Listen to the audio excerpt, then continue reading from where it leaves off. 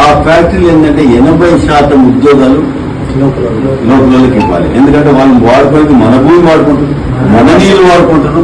ఇక మనకున్న ఇప్పుడు వనరులన్నీ ఏంటంటే మన వనరులన్నీ వాళ్ళు వాడుకొని ఏంటంటే అవి కార్పొరేట్ రంగంలో ఎవరో తినడానికి కాదు, మనకు కూడా దాని గురించి. ఎందుకంటే గవర్నమెంట్ అంటే ప్రజలు ఏంటంటే దానికి ఏంటంటే ప్రతి దానికి ఏంటంటే ఒక ఫ్యాక్టరీ ఓపెన్ చేసే అన్నింటినీ సబ్సిడీ, నీళ్ళ మీద సబ్సిడీ ఉంటుంది, కరెంట్ మీద సబ్సిడీ ఉంటుంది. ఆ తర్వాత ల్యాండ్ ఇచ్చినప్పుడు ఏంటంటే